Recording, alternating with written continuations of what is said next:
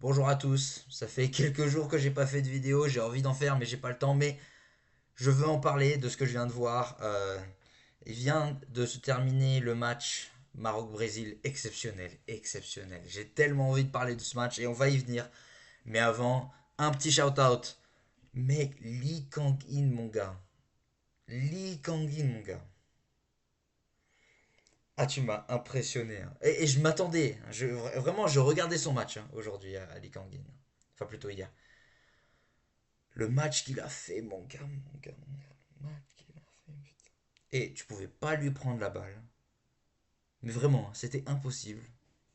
Il a porté cette équipe de la Corée. Mais il l'a porté. Et le football qu'ils ont joué, il en était le métronome. Le rôle qu'il a dans cette équipe, en plus d'être super fort, il a fait une passe décisive magnifique hier. Incroyable la passe. Il a dribblé son mec comme ça, comme s'il n'y était pas. Et ensuite, il a envoyé une passe tellement bien dosée. Incroyable. Non, voilà, les Kanguines, franchement, tu m'as régalé sur ce match-là. Régalé, mon gars. Ah, il était trop fort, trop fort, trop fort. Quel. Voilà, quand il va partir, les Kanguines, parce qu'on sait qu'il va partir, j'aimerais qu'on lui donne un hommage à ce mec. Parce que c'était pas n'importe qui, hein. C'était pas n'importe qui. Là, on vient de le voir. Et moi je le savais. Quand il jouait avec le PSG, le peu de fois où il jouait, il était exceptionnel. Exceptionnel. C'est juste qu'il a des mecs incroyables devant lui, mais il est exceptionnel. Il est capable de devenir un grand dans un très grand club. Kang In. Kang In Lee. Il en est tellement capable. Mais tellement capable. Et franchement, il m'a épaté, hein. Vous dites ce que vous en pensez si vous avez vu le match, mais moi, il m'a épaté sur ce match. Épaté. Son pied gauche, il était. Oh là là. Ok, bref. Voilà. Petite dédicace. Lee Kang-in, il a été incroyable. Et si vous n'avez pas vu son match, si vous n'avez pas vu ce match-là, regardez au moins les ralentis de ce match-là. Il est sur tous les ralentis. Il est sur toutes les actions de la Corée. Il, bref, allez regarder Lee Kang-in sur ce match-là. Ensuite, dédicace aux Américains quand même. J'habite là, donc je vois un peu ce que ça donne quand même. Bravo, bravo. Le match était assez étonnant, on va pas se mentir. Je m'attendais à ce que les États-Unis battent le Paraguay, hein, je dis pas le contraire, mais le niveau qu'ils ont montré là, il était. Ah ouais, là, les 30 premières minutes, les mecs, ils auraient pu en marquer 4. Ils étaient terrifiants, hein. Waouh, ça c'était. Ah, franchement, c'était impressionnant, hein. Les- Le Paraguay, ils avaient l'air d'être des petits à côté d'eux. C'était. Ah, cette première mi-temps là, des Américains, ouh, elle était. En plus, la qualité des buts qu'ils ont mis sur ce match. La Pulisic qui enrhume son adversaire direct sur le premier but. La finition de Balogun, je crois que c'est sur le deuxième. Reina, le troisième but, incroyable. Oh là là. Non, pardon, le quatrième, incroyable, incroyable. La qualité des buts, la Magère. Ah non, pas la Magère, pardon, la Rabona de Reina, incroyable. Oh là là, phénoménal. Et la finition de Balogun sur son but, pied gauche, pleine lucarne. Ah, ça c'était. Ah, c'était beau ça. Franchement, ils ont mis des beaux buts, hein, aujourd'hui, hein, les Américains. Bravo, bravo, c'était. Bon, j'ai pas pu voir le match complètement, donc je vais pas l'analyser non plus, mais bravo, j'ai vu la qualité des buts quand même, et c'était. Et ça avait l'air d'être un massacre, hein, du peu que j'ai vu. Et parlons ensuite du plat principal. Ouah, j'ai beaucoup de choses à dire sur ce match, hein. Brésil-Maroc, j'ai beaucoup de choses à dire sur ce match-là. Je pense que je vais en faire une vidéo séparée parce que il y a le match de l'Écosse qui va commencer. J'ai envie de voir ce que ça donne. Mais en vrai, ce qu'on pensait du Maroc est vrai, est vrai, est vrai. Même, même j'ai été impressionné. Je vais vous le dire. Franchement, j'ai été impressionné. Et pourtant, je m'attendais à beaucoup, hein. Je m'attendais à beaucoup sur le Maroc. Et je m'attendais à très peu du Brésil. Mais ok, Vinicius, il a mis un but de fou malade. On sait très bien que Vinicius, il est capable de mettre ces genres de buts-là. Mais Vinicius n'est pas celui qui va t'aider à avoir le jeu. C'est pas celui qui va te créer le jeu. C'est celui qui, quand tu as le jeu, tu lui donnes, il peut terminer le jeu. Ok. Mais pour le créer, Vinicius, c'est pas son football, tu vois, c'est pas ce qu'on lui demande. Donc à part ça, oui, alors Vinicius a fait son but, mais à part ça, son match, il était... Voilà quoi, tu vois, c'était Vinicius du Brésil. Parce que ce Vinicius-là n'a pas les mecs derrière lui qui sont capables de lui garder le ballon, quoi, en fait. C'est ça, hein, clairement, hein. Alors lui aussi n'est pas capable de le garder, mais c'est pour ça que, voilà, dans une grande équipe comme le Real, tu le vois plus. Vinicius, et encore, tu l'as pas vu pendant les 2 dernières années, hein. Vinicius, je sais qu'il a mis un but exceptionnel, donc je vais pas critiquer parce que, voilà, en vrai, ce qui est important dans ces matchs-là, c'est de mettre les buts. Voilà. Toi, t'as porté tes cojones et t'as mis ton but sur la petite chance que t'as eue. Donc, en vrai, voilà, Vinicius, il a montré sa classe quand même sur ce match parce qu'il a marqué ce but. Et dès qu'il a marqué ce but, le Brésil est re-rentré dans ce match, en fait. Tu vois. Est enfin plutôt rentré dans ce match. Et puis après, Ancelotti s'est dit, bon, la première mi-temps, on s'est complètement fait défoncer footballistiquement. Euh, on a mis un but miracle, mais même là au Real, tu vois, même ma technique défensive au Real, là, vu comment ils nous ont dominé, ça aurait pas marché. Je vais ramener des mecs qui vont entrer dans leur tête. Il a ramené Fabinho. Fabinho, il a fait que des fautes de partout. Au moins 2 fautes qui méritaient des cartons jaunes pour moi aujourd'hui. Alors que pourtant, ça me déçoit parce que Fabinho, de ce que je me rappelle, c'était un milieu défensif qui n'était pas forcément dans l'agressivité, qui était plus dans le ballon, tu vois. Tu vois. Bon, je pense que c'est plutôt Ancelotti qui lui a demandé d'être ce mec-là et il le fait pour lui, hein, mais bon, Casemiro mauvais. Cunha, il a joué, je crois, non? Il a joué? En vrai, s'il a joué, je me rappelle pas. Je vais être honnête avec vous. Rafinha. Encore une fois, c'est un peu dans le même style que Vinicius. C'est pas des mecs qui vont te créer le jeu. Tu vois, Rafinha, dans ce match-là, il se créait de ses occasions à lui tout seul. Il frappait de très loin. Voilà, il faisait ce qu'il pouvait en fait. Parce que clairement, le Maroc était supérieur à cette équipe du Brésil en fait. Tu vois, c'était tellement évident. Les gestes que le Maroc, ils ont fait tout le match. Et ils les ont balayés, les frères, hein. Le match nul, il est très très très bien payé pour le Brésil, hein, parce que oui, il y a un but fantastique de Vinicius. Mais le Brésil en général, s'il vous plaît, la possession, j'ai peur de voir la stat, hein, pour le Brésil. Putain, franchement, c'est dans une Coupe du Monde, l'équipe la plus légendaire de l'histoire de la Coupe du Monde se fait balayer par une équipe africaine, hein. J'ai quand même envie qu'on acknowledge ce qu'on vient de voir, hein, quand même. Alors, pour moi, c'est plus crédit au Maroc que c'est au détriment du Brésil. Parce qu'on savait en vrai, vu les qualités de leurs joueurs. Donc, le point principal reste le Maroc, hein, mais le Brésil, ça faisait peur quand même, hein. Franchement, Ancelotti, sur ce match-là, il s'est fait balayer. Qu'on soit honnête. Il s'est fait complètement avoir.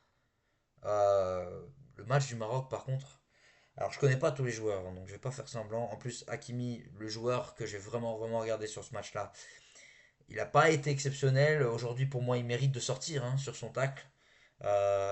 Sur Vinicius juste avant la mi-temps, là, pour moi, ça c'est rouge, hein. On n'est pas allé à la VAR, donc j'ai pas pu voir tous les ralentis de tous les angles, et je suis pas sûr, hein. Mais pour moi, là, de ce que j'ai vu, il y avait rouge, hein, de ce que j'ai vu. Pour moi, il avait de la chance de rester sur ce match-là. En fait, pour moi, sa chance, c'était qu'il y avait, t'avais l'impression qu'il y avait personne qui avait remarqué qu'il avait fait un tacle incroyablement rougeable, en fait. Tellement Vinicius, peut-être que c'est parce qu'ils ont l'habitude avec Vinicius qu'il tombe et qu'il en fait beaucoup, que du coup ça perd un peu de sa légitimité quand il se prend un vrai tacle. Peut-être un peu, mais quand même, là le tacle il est sévère quoi, hein. Ça mérite au moins un rappel à la VAR pour pouvoir regarder un peu plus. Parce que des images qu'on a vues nous, qui n'étaient pas des images VAR mais des images de ralenti, ça méritait au moins d'aller être vu quoi. Tu vois, c'est. Moi, ça m'étonne qu'ils aient pas appelé l'arbitre sur ce match, sur cette faute-là, hein, parce que pour moi, c'est rouge, hein. Euh, donc voilà, Hakimi, il a été bon sur le jeu, hein, il a été bon, il a très bien, il a été le leader de ses hommes, ça se voyait et tout. Dans le rôle son rôle au Maroc, il est différent, hein. de celui qu'il a au PSG. On lui demande beaucoup moins d'être offensif, alors qu'il arrive à l'être quand même, hein, voilà. Et sur ce côté offensif, aujourd'hui, pour moi, il s'est raté. Par contre, il peut moins le faire, déjà. Parce que voilà, le jeu du PSG n'est pas le même que celui du Maroc, c'est normal. Mais j'ai trouvé qu'on a pu voir quand même les qualités défensives de Achraf Hakimi sur ce match. Parce qu'on dit souvent que du coup, vu que en fait, on n'a pas beaucoup de chances vraiment de pouvoir évaluer le niveau défensif de Hakimi, vu tellement il monte quand il joue au PSG, tu vois. Donc souvent, c'est pas lui qui est en un contre un face à l'ailier, souvent c'est Marquinhos, tu vois. Tellement il est haut sur le terrain, mais il y a des fois où il revient, il fait ses... Et on remarque pas assez le talent défensif que Hakimi a, tu vois, souvent. Parce que on le voilà, c'est moins dans son voilà, c'est moins de ce dont on parle vu qu'il est tellement exceptionnel offensivement, mais défensivement, mec, il est solide, hein. Et là aujourd'hui, il a été solide, hein. Il avait Vinicius comme candidat et là sur le coup c'était un contre un après un contre un après un contre un et il a gagné tous ces un contre un. Le but que Vinicius met, alors Hakimi n'est pas là. Alors peut-être que c'est un problème de tactique de la part de Hakimi de ne pas être là dans cette équipe du Maroc. Je pense qu'on lui demande quand même un registre où il est plus défensif. Là, il faut être là, hein, pour arrêter ce genre de but de Vinicius. Mais bon, il a été offensivement bon. Le reste du match, il a été bon. Voilà. Bon, c'est juste. Il y a deux tâches. Il y a qu'une tâche sur peut-être deux tâches sur le match d'Akimi. C'est qu'il a eu une frappe qui pouvait tirer mieux et qu'il a un peu raté. Et il a une erreur défensive sur son tacle qui, pour moi, mérite rouge, clairement. Donc il y a eu une erreur offensive aujourd'hui, une erreur défensive aujourd'hui, mais à part ça, c'était match nickel. Match nickel de Hakimi. Sinon, Boadi, assez époustouflant, comment il a récupéré le ballon, il l'a bien distribué, il était tellement dans ce match, tu le voyais tout le temps avec le ballon, Boadi en fait. Les Marocains aujourd'hui, ils ont été exceptionnels, les gestes, le but, incroyable la passe de Brahim, incroyable la place de Brahim. Et la finition magnifique du numéro 9, excusez-moi, je me rappelle pas le nom, mais Seydari, je crois. Seydari. Wow, le but, il était exceptionnel. Cette mi-temps du Maroc, elle était incroyable. Après, le Brésil est rentré dans la deuxième mi-temps en voulant hacher le jeu un peu. Donc, on a moins pu voir le jeu du Maroc. Voilà, je pense que Ancelotti, il a dit au mec du Brésil, bon, arrêtez d'essayer d'avoir le ballon, ça va pas marcher, laissez-leur le ballon et défendez bien. Voilà, c'est ça, hein, qu'il leur a dit clairement, hein. Mais c'était époustouflant, hein. Aujourd'hui, l'équipe qui mérite de gagner, elle s'appelle le Maroc. Et qu'on soit tous très d'accord là-dessus, hein. Il me semble qu'ils ont touché le poteau, hein, sur ce match-là en plus, hein. Donc voilà, bravo messieurs, vous avez été exceptionnels. J'ai tellement hâte de voir ce que le Maroc va faire dans cette Coupe du Monde parce que on risque de voir les équipes africaines dans cette Coupe du Monde, elles risquent d'exploser dans cette Coupe du Monde. Et ce serait magnifique, magnifique, magnifique que les équipes africaines répondent au message politique qui leur est envoyé par les mecs qui gèrent cette Coupe du Monde et le fait qu'on puisse pas voir les supporters qu'ils leur répondent par le football, ce serait magnifique, ce serait une histoire incroyable. Et ils en sont capables. Parce que le football africain, sur le terrain, ça rattrape très très très rapidement. Et aujourd'hui, le Qatar, bon, c'est pas l'Afrique, mais le Qatar, ils viennent de battre, enfin, ils viennent d'égaliser la Suisse, hein. On se rend compte un peu de la dinguerie quand même, hein. Et ils méritaient, hein, d'avoir. Pour moi, c'était un match nul mérité, hein, donc voilà. Le football change et c'est tant mieux parce que le football c'est magnifique que parce que ça change. Voilà, voilà, voilà. Et le Maroc aujourd'hui vient d'envoyer un message. Les deux équipes sur ce match-là ont envoyé un message de leur manière. Pour moi, l'équipe du Brésil vient de nous montrer les peurs qu'on avait sur elle parce que ils ont fait face à une bonne équipe et ils avaient l'air d'être ridicules, à part sur le seul but de Vinicius, mais la première mi-temps, c'était un massacre footballistique, hein, le Brésil. C'était n'importe quoi, hein. Ils n'avaient pas un ballon, à chaque fois qu'ils l'avaient, ils le dégageaient, ils le rendaient.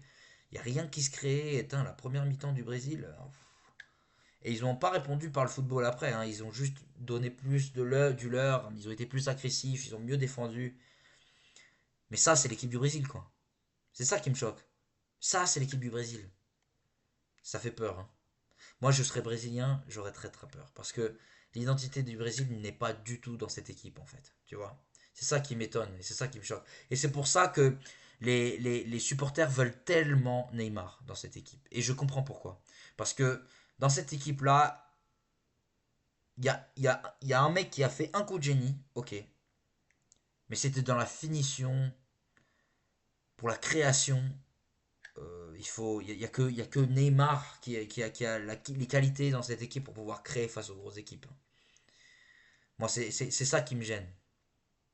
Vinicius en 1 contre 1 peut-être, mais si il y a une équipe qui gère Vinicius en 2 contre 1, tu te demandes d'où vient le danger, quoi. Tu vois. Qu'on soit honnête, hein, qu'on soit honnête.